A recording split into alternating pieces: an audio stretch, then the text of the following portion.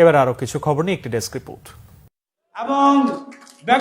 ঢাকা মহানগর উত্তর বিএনপির সদস্য ফোরাম নবায়ন উপলক্ষে সম্মেলন হয়েছে রাজধানীর মেরুলপাড্ডায়। সকালে এতে প্রধান অতিথি হিসেবে উপস্থিত ছিলেন ঢাকা মহানগর উত্তর বিএনপির আহ্বায়ক আমিনুল হক। প্রধান বক্তা ছিলেন হাজী মোহাম্মদ মোস্তফা জামান। বিশেষ অতিথি ছিলেন বিএনপির জাতীয় নির্বাহী কমিটির ক্ষুদ্র ঋণ বিষয়ক সম্পাদক ডক্টর এম এ কায়ুম। তিনি বলেন, নির্বাচন বানচালের অপচেষ্টা সাধারণ জনগণকে সাথে নিয়ে রুখে দিতে হবে। বিএনপির কেন্দ্রীয় ঘোষিত কর্মসূচির অংশ হিসাবে জুলাই আগস্ট গণ অভ্যুত্থানে শহীদদের আত্মার মাগফিরাত কামনায় দোয়া ও আলোচনা সভা হয়েছে সাভারে। এতে প্রধান অতিথি ছিলেন জেলা বিএনপির সাবেক যুগ্ম সম্পাদক মোহাম্মদ খোরশেদ আলম। বিশেষ অতিথি ছিলেন ঢাকা জেলা স্বেচ্ছাসেবক দলের আহ্বায়ক নাজমুল হাসান অভি।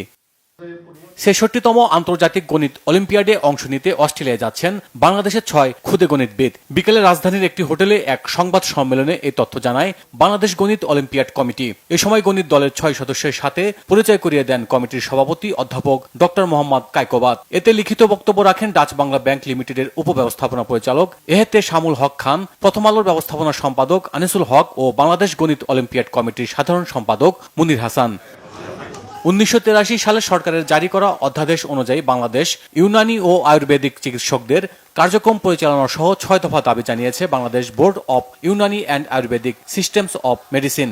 বিকেলে রাজধানীর ইন্দিরা রোডে আয়ুর্বেদিক বোর্ডের সামনে মানববন্ধনে দাবি জানান হামদর্দ বিশ্ববিদ্যালয়ের শিক্ষার্থীরা।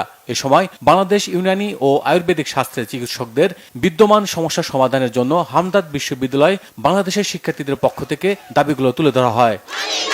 Bangla vision news desk.